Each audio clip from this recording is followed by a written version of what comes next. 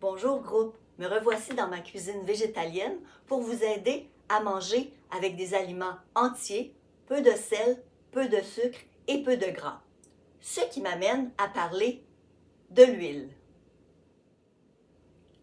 Comme j'ai dit dans ma dernière vidéo, j'ai choisi de cuisiner sans huile. Pourquoi j'ai fait ce choix? Pour plusieurs raisons.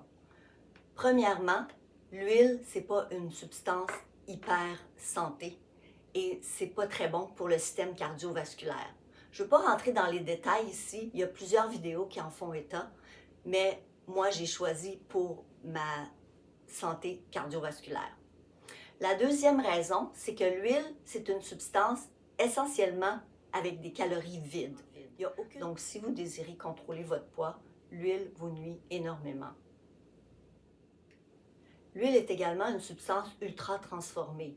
Il faut 18 à 20 olives pour faire une cuillerée à table d'huile d'olive, qui est essentiellement 100 calories vides. Donc, l'huile, c'est vraiment une substance qui n'est pas nécessairement faite pour notre corps. Une autre raison très pratique pour moi, c'est que essentiellement, l'huile rend le lavage de la vaisselle très difficile parce que l'huile, c'est une substance qui colle. Alors que si on cuisine sans huile, on réussit à laver la vaisselle avec seulement de l'eau froide. Et pour moi, c'est très intéressant parce que je ne possède aucun lave-vaisselle. Donc, le lave-vaisselle, c'est mes mains ici. Alors, laver de la vaisselle qui n'est pas huilée, ça se fait très facilement et beaucoup plus agréable. Essentiellement, l'huile est une substance non nécessaire et sans valeur nutritive dont on peut facilement se passer.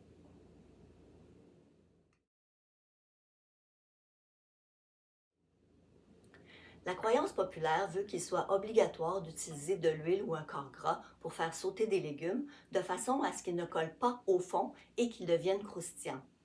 Mais ce n'est pas tout à fait exact. Tout ce dont vous avez besoin, c'est une poêle, anti-adhésive ou non. Alors, à gauche, vous allez voir une casserole en acier inoxydable.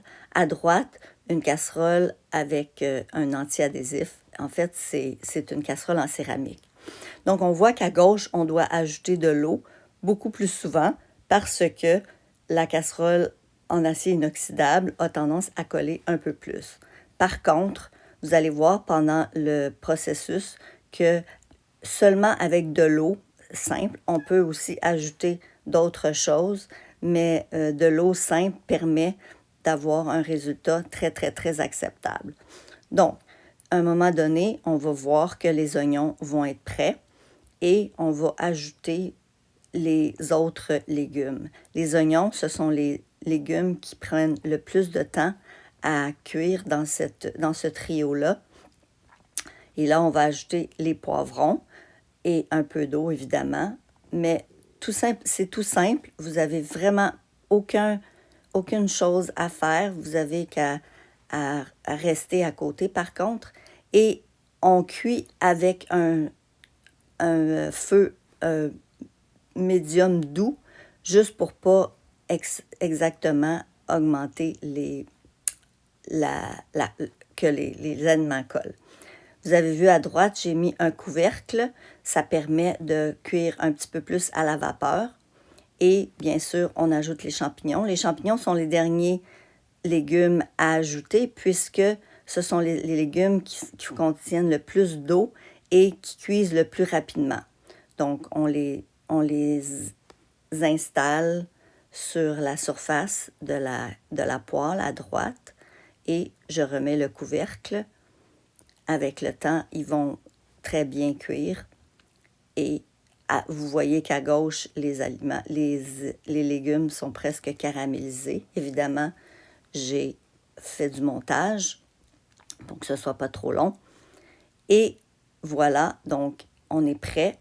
On est presque prêt à enlever les légumes. Et vous allez voir, ce qui est le plus intéressant après, c'est le lavage, le fameux lavage des plats, parce que quand on lave avec de la cuisson à l'eau, c'est très facile, comme vous allez voir dans la prochaine scène. Donc, c'est presque prêt.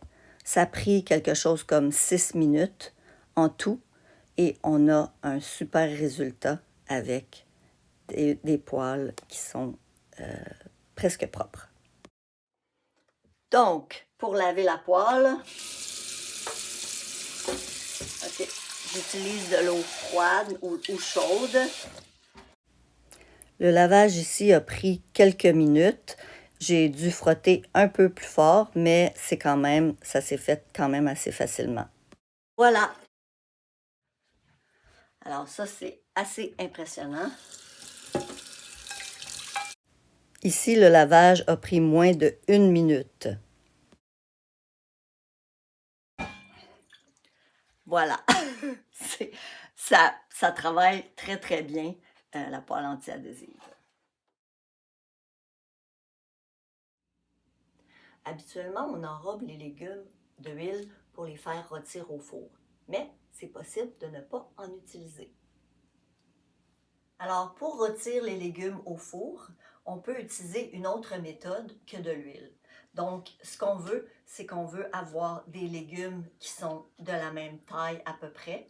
Donc, ici, j'ai des courges butternut, des morceaux de courges butternut, des morceaux de poivrons orange et des morceaux d'oignons rouges. Donc, on s'assure que les morceaux soient à peu près de la même grosseur. Et les oignons, moi, je les sépare un peu pour pas que ce soit des gros morceaux. Donc, je les sépare à peu près en épaisseur de deux couches. Et comme avec de l'huile, on va utiliser une autre substance qui s'appelle de l'aquafaba. L'aquafaba, c'est le liquide de trempage des pois chiches commerciaux. Quand vous achetez une canne de pois chiches, on vous demande de drainer les pois et de les rincer. Ne jetez pas ce liquide. Ce liquide a des propriétés extraordinaires, en outre de remplacer l'huile dans la pâtisserie ou autres endroits. Donc, même chose qu'avec de l'huile, on va mettre un peu d'aquafaba. J'utilise des gants parce que j'aime mettre mes mains à la pâte, mais je préfère ne pas avoir de substance sur les mains. Et ensuite, on va mettre les épices qu'on a choisies. Alors moi, j'ai choisi du persil et de l'origan. Donc, un peu d'origan, un peu de persil. Vous pourriez ajouter du sel d'ail, du sel d'oignon, du cumin si vous voulez faire mexicain, du curry si vous voulez faire indien. Et là, tout simplement, on va mélanger le tout. Alors, on fait juste les mélanger comme il faut. Et ensuite, on va les mettre sur une plaque avec du papier parchemin. Donc, on voit que les légumes brillent parce qu'ils sont recouverts d'aquafaba. Avant de les mettre au four, on va les recouvrir soit avec du papier aluminium ou tout simplement une autre plaque. Ça va permettre de cuire à vapeur pendant à peu près la moitié de la durée de la cuisson. Des légumes comme ça, on va commencer par les mettre 20 minutes à 400 degrés Fahrenheit et au bout de 10 à 15 minutes, on va ouvrir, on va piquer la tendreté parce que si on ne met pas d'huile, ça va amener une cuisson plus sèche. Donc, on va garder la vapeur pour garder les légumes plus tendres. Et lorsqu'ils seront tendres, à ce moment-là, on va retirer le couvercle pour permettre le brunissement des légumes.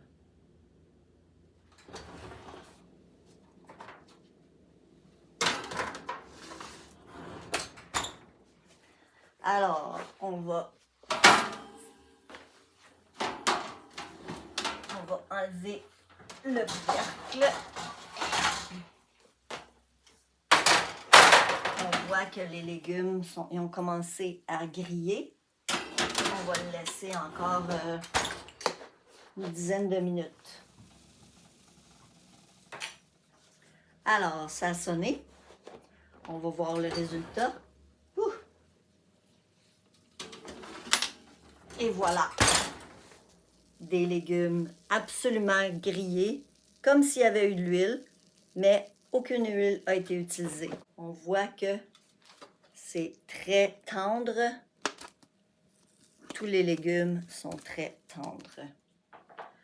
La beauté du papier parchemin, c'est qu'on peut prendre le papier comme ça et juste faire glisser des morceaux de légumes. On voit donc qu'on n'a pas besoin d'huile pour faire rôtir des légumes. En fait, l'aquafaba remplace l'huile pour lui donner de l'humidité qui va permettre de cuire en profondeur les légumes, mais le brunissement des légumes est effectué par la caramélisation des sucres en chaleur sèche. Donc, si on gardait les légumes couverts pour la durée de la cuisson, ils ne seraient pas bruns ni croustillants. Ils seraient cuits, mais ils seraient quand même mous. Si on veut du croustillant et du brunissement, c'est important de garder une cuisson sèche à la fin, un 10-15 minutes, dépendamment des légumes. Dans ces légumes-là, les poivrons et les oignons sont beaucoup plus tendres que la courge butternut. Donc, la courge butternut, elle est cuite, mais elle a encore une résistance, alors que les deux autres sont très mous. Donc, si on veut avoir des légumes rôtis plus équilibrés, on va garder les différents types de légumes ensemble. Donc, les légumes plus mous et les légumes plus denses, on va les cuire ensemble. Il existe des tables de cuisson des légumes sur l'Internet très facilement accessibles. L'aquafaba donne aussi des protéines puisque c'est l'eau de trempage des pois chiches et vous pouvez le congeler dans des bacs à glaçons, ce qui vous permet de le garder plus longtemps parce que de l'aquafaba, ça dure au frigo environ 4 ou 5 jours. Si vous n'êtes pas certaine, vous pouvez juste l'ouvrir puis sentir. Un aquafaba qui n'est pas bon, ça sent quelque chose, vous allez vous en rendre compte. Donc, quand on le met dans des cubes à glaçons et ensuite on les met dans des sacs Ziploc, après ça, ben, on peut prendre les cubes, on les met au micro-ondes ou on les fait chauffer sur le four dans une casserole et on obtient notre aquafaba. Et n'oubliez pas, l'aquafaba a des propriétés extraordinaires et je vous en parlerai dans une prochaine vidéo. Donc, l'huile n'est vraiment pas nécessaire. C'est pas nécessaire d'ajouter des calories vides. C'est pas nécessaire d'ajouter du temps de nettoyage de vos plats. Et c'est très goûteux et c'est très excellent de cuire sans huile.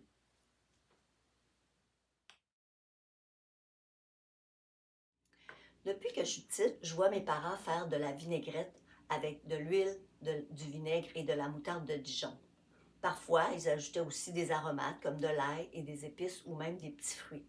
Mais il est absolument possible de rendre une salade savoureuse sans avoir à utiliser de l'huile. Un goût équilibré nécessite du sucré, du salé, de l'acide et de l'umami, le cinquième goût. Mais le goût le plus désiré dans une salade est l'acide. Et on peut utiliser plusieurs types d'acide pour faire une vinaigrette. Donc, pour faire une vinaigrette sans huile, on peut utiliser toutes sortes de vinaigres, donc vinaigre de vin rouge ou de vin blanc, vinaigre de riz et même vinaigre de cidre de pomme. On peut même utiliser du jus de cornichon, ce que j'utilise souvent dans mes salades. Et évidemment, on peut utiliser le jus de citron, qui est quand même assez commun. Mais on peut même aussi utiliser du jus d'orange, parce que le jus d'orange, il est un peu sucré, mais il est en majorité acide. Donc, n'importe quel de ces acides-là, vous pouvez même ajouter de la moutarde, vous pouvez utiliser de la moutarde diluée dans l'eau pour que ça soit plus liquide. Donc, il y a plusieurs façons de retirer l'huile dans vos salades. En ajoutant seulement de l'acide, on a le même effet sans les calories. Évidemment, lorsqu'on ajoute du croquant dans une salade comme des noix ou des graines, la sensation en bouche est beaucoup plus complexe et intéressante. Plusieurs recettes de pâtisserie demandent l'utilisation de l'huile ou d'un corps gras pour assurer un mélange moelleux. Eh bien, il est très facile d'obtenir un mélange aussi moelleux sans aucun corps gras. On ne parle pas ici de pâte philo ou de pâte feuilletée, bien sûr, mais des muffins, des gâteaux, des bars, des desserts simples n'ont pas vraiment besoin d'huile. On peut remplacer l'huile dans la pâtisserie de plusieurs façons. On peut utiliser l'aquafaba, le fameux liquide de trempage des pois chiches. Ne jetez pas votre aquafaba. On peut utiliser de la compote de pommes et on peut utiliser des bananes écrasées. Les bananes écrasées, plus elles sont foncées, plus elles sont sucrées. Donc, ça va interférer avec le sucré de votre recette. Donc, si vous utilisez des bananes extrêmement mûres, faites attention au niveau du sucré. Peut-être diminuer le sucre autre que les bananes s'il y en a. Donc, on voit que l'huile n'est pas nécessaire dans la pâtisserie et ça va aussi amener beaucoup de calories. Et pour remplacer, on ne fait que remplacer avec la même quantité. Donc, la même quantité d'aquafaba que d'huile, la même quantité d'huile que de compote de pommes ou la même quantité de bananes écrasées que d'huile.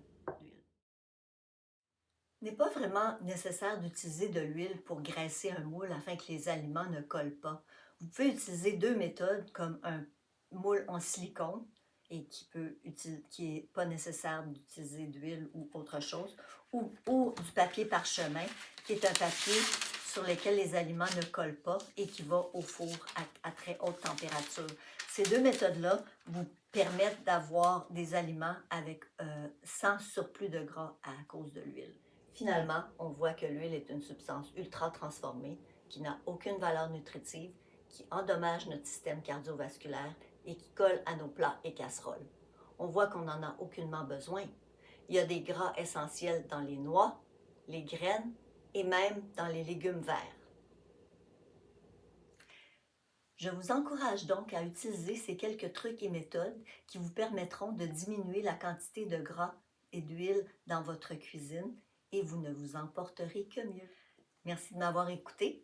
Si vous avez des questions, n'hésitez pas à les écrire en commentaire et je ferai de mon mieux pour y répondre. Si vous avez des idées de suggestions de vidéos que vous aimeriez voir, ça va me faire plaisir de les prendre également.